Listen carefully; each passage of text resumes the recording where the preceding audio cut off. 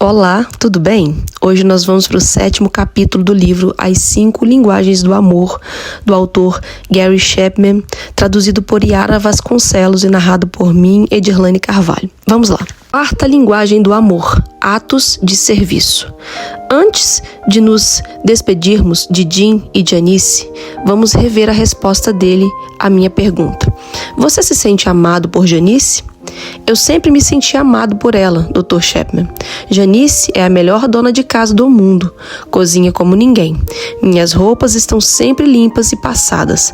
Ela é ótima para lidar com as crianças. Sei que ela me ama. A primeira linguagem do amor de Jim é o que chamo de atos de serviço. Ou seja, aquilo que você sabe que seu cônjuge gostaria que você fizesse. É procurar agradar, realizando coisas que ele aprecia, expressando amor por diversas formas de atos de serviço. Essas formas podem ser as mais variadas possíveis, como preparar uma boa refeição, pôr uma mesa bem arrumada, lavar a louça, passar o aspirador, arrumar a cômoda, limpar o pente, tirar os cabelos da pia, remover as manchinhas brancas do espelho, aquelas causadas por creme dental, retirar os insetos mortos do vidro do carro, levar lixo para fora, trocar a fralda do bebê, pintar o quarto, tirar o pó da estante, fazer a manutenção do carro, limpar a garagem, cortar a grama, limpar o mato do jardim, retirar as folhas mortas, tirar o pó da persiana, levar o cachorro para passear, alimentar o gato, trocar a água do aquário, todos atos de serviço. Para que sejam realizados é necessário pensar, planejar e executar. Gastos de força e energia. Se cumpridos com o espírito certo e positivo, são incontestáveis expressões de amor. Jesus Cristo deu um exemplo simples, porém profundo, ao expressar amor por meio de um ato de serviço quando lavou os pés dos discípulos. Numa cultura em que as pessoas usavam sandálias e caminhavam por estradas poeirentas, era costume os servos da casa lavar os pés dos convidados que chegassem. Depois daquela simples expressão de amor, o Filho de Deus encorajou seus discípulos a seguir seu exemplo. Jesus dissera que em seu reino os que desejavam ser grandes deveriam ser servos uns dos outros. Na maioria das sociedades existentes, o maior reina sobre o menor, mas Cristo disse que os que quisessem ser grandes deveriam servir aos outros. O apóstolo Paulo resumiu essa filosofia ao dizer: sede antes servos uns dos outros pelo amor. Observei o impacto de atos de serviço numa pequena cidade da Carolina do Norte chamada China Grove. Localiza-se na parte central dessa região, fundada nos arredores da floresta de Cinnamomos, perto da lendária Mayberry, de Andy Griffith, diante 1h30 do Monte Pilor. Na época em que essa história aconteceu, China Grove era uma cidade têxtil com uma população de 1.500 habitantes. Em vista de meus estudos de antropologia, psicologia e teologia, estive fora dessa região durante mais de 10 anos. Eu estava em uma das 2 visitas anuais que costumava fazer para manter contato com as minhas raízes. A maioria das pessoas que eu conhecia, com exceção do Dr. Shin, o médico local, e Dr. Smith, o dentista, trabalhava no moinho. Havia naturalmente o pastor Blackburn, dirigente da congregação evangélica local. Para a maioria das pessoas que moravam em China Grove, a vida concentrava-se no trabalho e na igreja. A conversa no moinho era sobre a última decisão do superintendente e como ela afetara particularmente o próprio trabalho. O foco dos cultos eram principalmente as futuras alegrias do céu. Naquela distante região norte-americana, descobri a 4ª linguagem do amor. Estava em pé debaixo de um cinamomo após o culto de domingo, quando Mark e Mary aproximaram-se de mim. Não conheci nenhum deles. Deduzi que haviam nascido enquanto estive fora. Apresentando-se, Mark disse: pelo que entendi, o senhor ministra estudos sobre aconselhamento conjugal, não é verdade? Sorri e respondi: sim, estou começando. Ele me perguntou: é possível que um casamento dê certo se o casal discorda em tudo? Era uma daquelas perguntas teóricas que eu sabia ter um fundo pessoal. Desconsiderei a conotação teórica e perguntei: há quanto tempo vocês estão casados? 2 anos, e não concordamos em nada. Dê-me um exemplo. Bem, para começar, Mary não gosta que eu vá caçar. Trabalho a semana inteira no moinho e aos sábados gosto de percorrer a floresta. Não são todos os sábados, mas quando a temporada de caça está aberta. Mary, que estava calada até aquele momento, disse: quando a estação de caça não está aberta, ele vai pescar. E não é verdade que ele caça somente aos sábados. Ele sai do trabalho para ir caçar. 1 ou 2 vezes por ano tiro 2 ou 3 dias de licença e com os outros colegas saio para caçar nas montanhas. Não vejo mal algum nisso. Em que mais vocês discordam? Perguntei. Bem, ela quer que eu vá à igreja toda hora. Não me importo de ir aos cultos no domingo de manhã, mas prefiro descansar à noite. Tudo bem que ela queira ir, mas não acho que eu precise estar lá também. Mary interrompeu novamente. Você também não quer que eu vá. Faz um escândalo cada vez que eu saio para ir à igreja. Sabia que aquela conversa não deveria continuar ali, embaixo da árvore e em frente à igreja. Como um jovem aspirante a conselheiro, achei que estava numa situação muito complicada para mim. Mas, como tinha sido treinado para fazer perguntas e ouvir, continuei. Em que mais vocês discordam? Dessa vez, Mary respondeu. Ele quer que eu fique em casa o dia inteiro e faça todo o serviço doméstico. Fica simplesmente maluco se eu visito minha mãe, saio para fazer compras ou algo assim. Ele logo interrompeu. Eu não me importo que ela visite a mãe, mas gosto de achar tudo em ordem quando chego em casa. Há semanas em que ela passa 3 ou 4 dias sem arrumar a casa, ou quando chego do trabalho, ela nem começou a preparar o jantar. Trabalho muito e gostaria de jantar logo que chego. Além disso, a casa está sempre na maior bagunça. Há brinquedos do bebê espalhados por todo lugar e ele está sempre sujo. Não gosto de sujeira. Acho que ela se sentiria feliz se vivesse em um chiqueiro. Não somos ricos e moramos em uma pequena casa do moinho, mas pelo menos ela poderia ser limpa. Mary então perguntou: o que o senhor acha de ele me dar uma ajuda em casa? Ele age como se o marido não precisasse ajudar. Tudo o que ele quer é trabalhar e caçar. Espera que eu faça o resto. Por ele eu teria até de lavar o carro. Pensando que seria melhor procurar alguma forma de ajudar em vez de buscar mais problemas, perguntei a ele: Mark, quando namoravam, antes de se casarem, você já ia caçar todos os sábados? Na maioria. Mas eu sempre chegava em casa a tempo de vê-la no sábado à noite. Ainda tinha oportunidade de lavar meu carro antes de encontrá-la. Eu não gostava de sair com a minha caminhonete suja. Mary, quantos anos você tinha quando se casou? Perguntei. 18, casamos logo que terminei o colegial. Mark formou-se 1 ano antes de mim e já trabalhava. No último ano do colegial, Mark via você constantemente?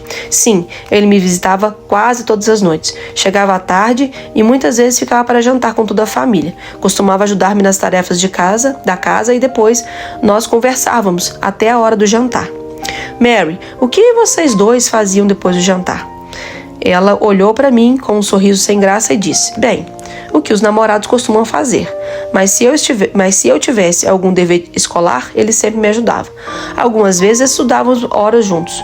Certa vez fui encarregada de criar um projeto de Natal para a classe que iria se formar. Ele me ajudou todas as tardes durante 3 semanas. Ele foi sensacional. Resolvi avançar na área das discórdias. Mark, quando os dois namoravam, você costumava ir com Mary à igreja aos domingos à noite? Sim. Se não fosse, não tinha como vê-la. No domingo, o pai dela era super exigente. E ele nunca reclamou disso. Mary acrescentou. Na verdade, parecia gostar de ir. Até nos ajudou na programação de Natal. Quando terminamos o primeiro projeto, começamos a preparar o palco para a peça de Natal. Ficamos 2 semanas envolvidos naquilo. Ele é muito talentoso para pintar e montar cenários. Achei que começava a enxergar alguma luz no fim do túnel, mas temia que Mark e Mary não a vissem. Olhei para ela e perguntei: o que a convenceu de que Mark a amava durante o namoro? O que o diferenciou dos outros rapazes que você conhecia? A forma como ele me ajudava a fazer as coisas. Ele colaborava com tanto entusiasmo. Nenhum dos outros rapazes demonstrou esse interesse, mas parecia realmente natural em Mark. Ele chegava até me ajudar a lavar a louça quando ia jantar em minha casa. Ele era a pessoa mais maravilhosa que eu já tinha conhecido. Mas bastou nos casarmos e tudo mudou. Ele não fez mais nada. Dirigi-me novamente para Mark e perguntei: em sua opinião, por que você acha que fazia todas aquelas coisas para ela e com ela antes de se casarem? Na época, para mim, era natural. É o que esperamos que alguém faça se gosta de nós. E por que você acha que parou de ajudá-la depois do casamento? Questionei. Eu acho que pensei que as coisas deveriam ser como em minha família. Meu pai trabalha e minha mãe toma conta de casa. Nunca vi meu pai passar aspirador na casa, lavar a louça ou fazer qualquer serviço doméstico. Como minha mãe não trabalha fora, ela mantém a casa limpa, cozinha, lava e passa. Acho que simplesmente pensei que deveria agir como meu pai. Torcendo para que ele raciocinasse como eu, perguntei: Mark, um minuto atrás, o que você ouviu Mary dizer sobre o que a fez se sentir amada durante o namoro? Ele respondeu: o fato de eu ajudá-la a fazer as coisas. E continuei: você consegue entender como ela se sentiu rejeitada quando parou de ajudá-la? Ele meneou a cabeça e prosseguiu: também é compreensível que você tenha seguido o modelo do casamento de seus pais. A maioria de nós faz isso, mas sua mudança de comportamento com Mary foi muito radical. Ela acabou pensando que seu amor havia terminado. Olhei para Mary e disse: o que você ouviu Mark responder sobre o motivo que o levou a ajudá-la na época de namoro? Ele disse que são coisas que esperamos que uma pessoa faça por nós, se ela nos ama. Ele fazia aquilo para demonstrar seu amor por mim. Ela acrescentou que aquilo era natural nele, porque na mente dele era essa forma de demonstrar amor. Então lhe perguntei: quando vocês se casaram e passaram a morar na mesma casa, ele esperou ver o que você faria para demonstrar amor. As expectativas dele era que você mantivesse a casa limpa, cozinhasse, etc. Resumindo, ele aguardou que fizesse coisas por ele como expressão de seu amor.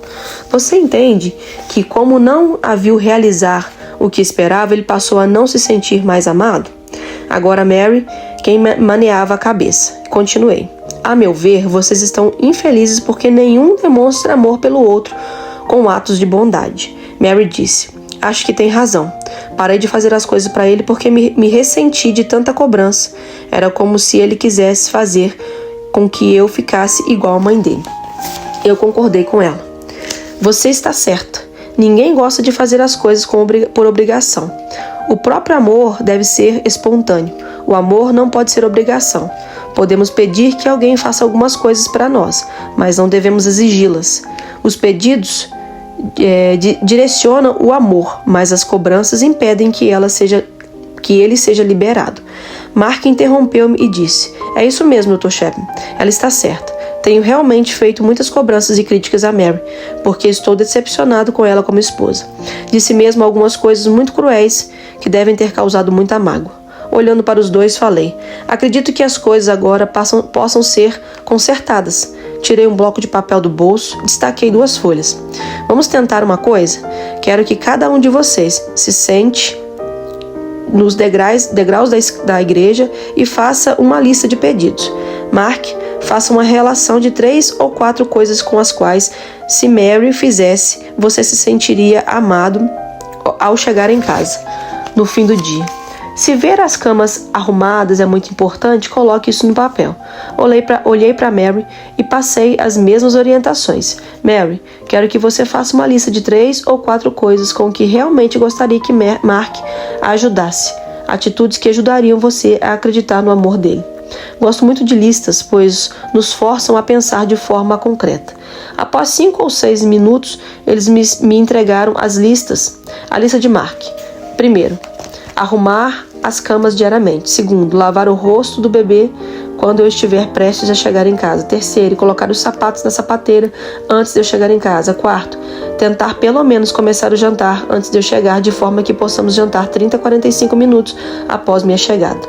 Li a lista de Mark em voz alta e disse: posso entender que se Mary decidir fazer essas 4 coisas, você as entenderá como demonstração de amor por você? É isso mesmo. Se ela fizer essas coisas, com certeza vai contribuir muito para que eu mude minha atitude com ela. Ele respondeu. Em seguida, li a lista de Mary. Primeiro, gostaria que ele lavasse o carro uma vez por semana e não esperasse isso por mim. Segundo, gostaria que ele trocasse a fralda do bebê quando chegasse em casa, especialmente quando estou atarefada na cozinha. Terceiro, gostaria que ele passasse o aspirador na casa para mim pelo menos uma vez por semana. Quarto, gostaria que no verão ele cortasse a grama todas as semanas. Ela cresce tanto que chego a ter vergonha no nosso jardim. Então eu disse: Mary, entendo o que você deseja. Se Mark decidir fazer essas 4 coisas, você as entenderá como formas genuínas de expressão do amor? É isso mesmo. Seria maravilhoso se ele fizesse essas coisas para mim. Essa lista parece razoável para você, Mark? Perguntei. Você poderia fazê-las se quisesse? Sim, ele disse. Mary, você acha os itens da lista de Mark razoáveis? Poderia realizá-las se quisesse? Sim, eu posso fazer essas coisas, mas me sinto frustrada porque nunca é o suficiente. Não importa o quanto eu faça. Mark, você entende que propõe uma mudança do modelo de casamento que você tem? Sabe, meu pai corta a grama e lava o carro, acrescentou. Mas, pelo jeito, ele nunca passou o aspirador na casa, nem trocou fralda de nenhum dos filhos, certo? É. Você não é obrigado a fazer essas coisas. Quero deixar isso bem claro. Porém, se você as fizer, serão como expressões de amor para Mary. Para Mary, eu disse, você também precisa entender que não é obrigada a fazer as coisas da lista. Se decidir fazê-las, serão 4 formas que realmente terão significado para ele.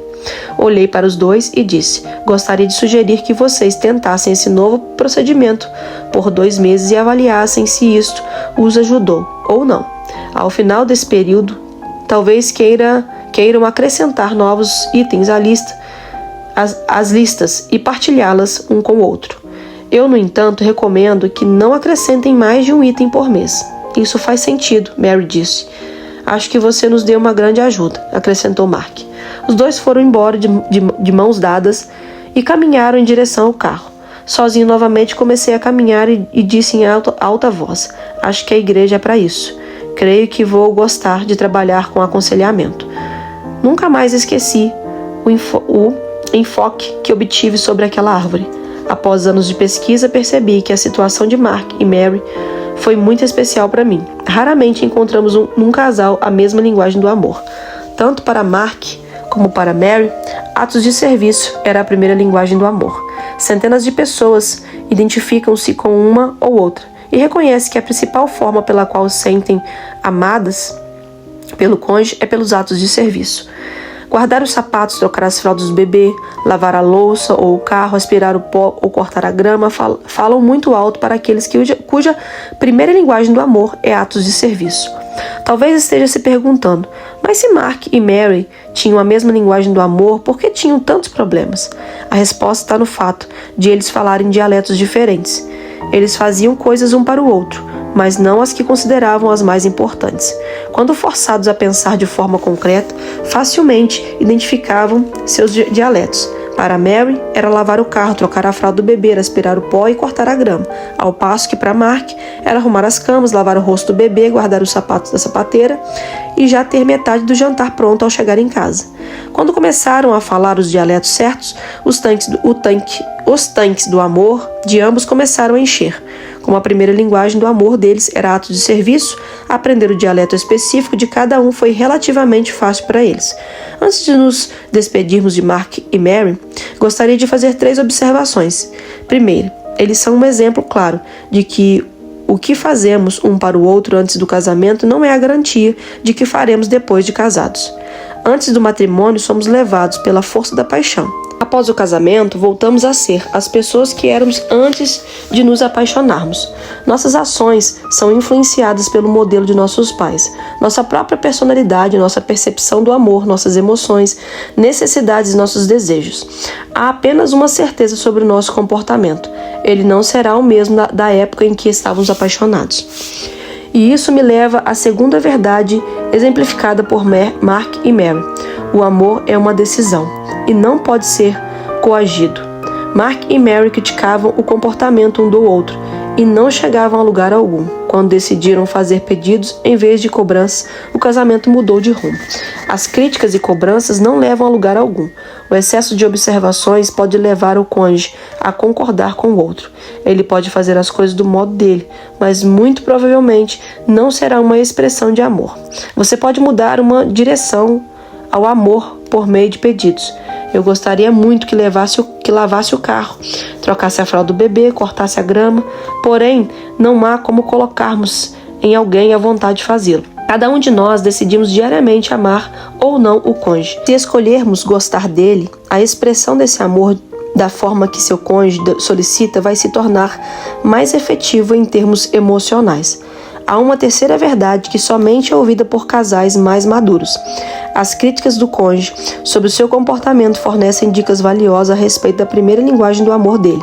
As pessoas tendem a criticar mais os cônjuges na área de suas necessidades emocionais mais profundas.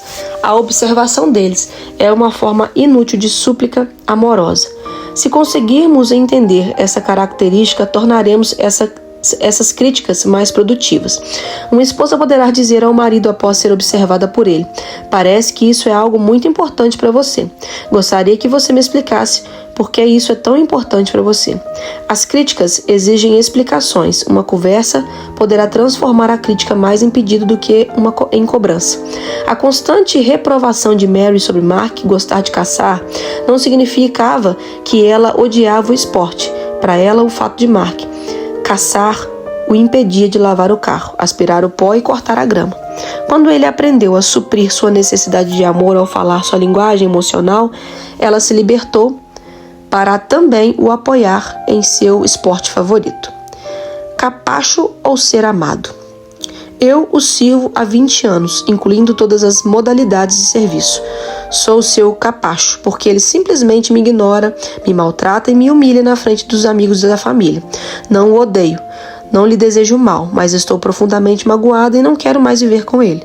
Essa esposa utilizou atos de serviço durante 20 anos, mas sem expressão de amor. Seus atos demonstravam medo, culpa e ressentimento. Um capacho é um objeto inanimado.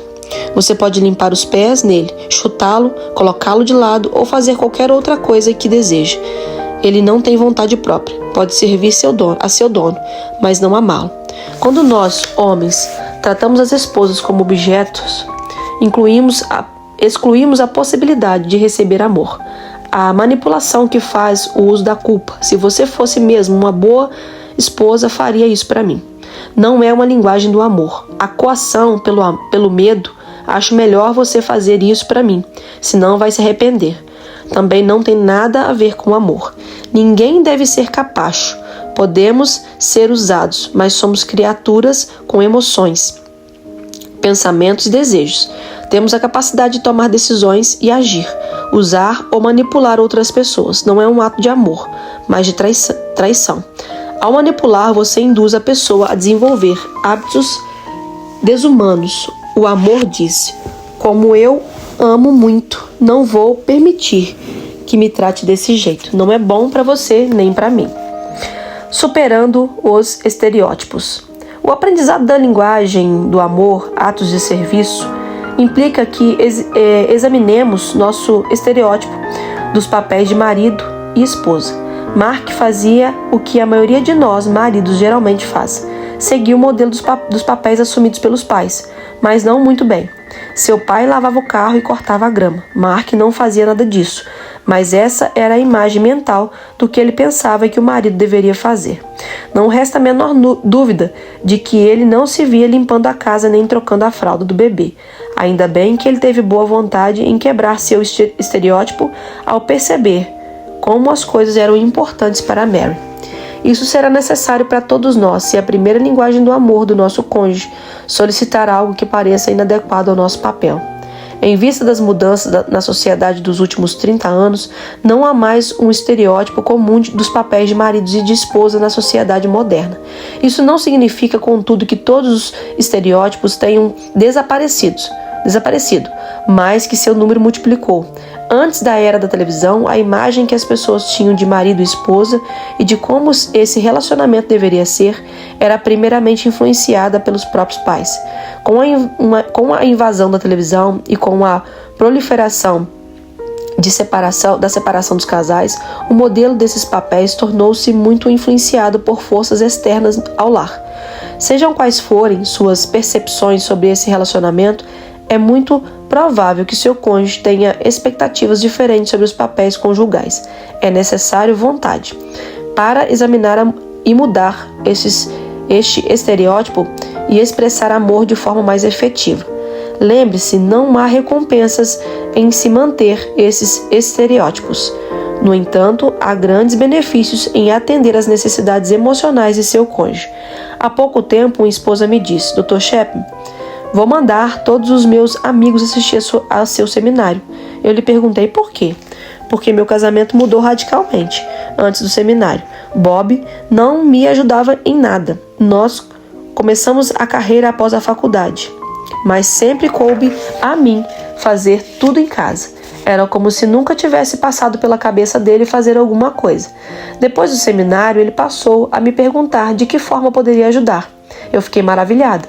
No início, nem acreditava que fosse verdade, mas essa atitude se mantém já por 3 semanas.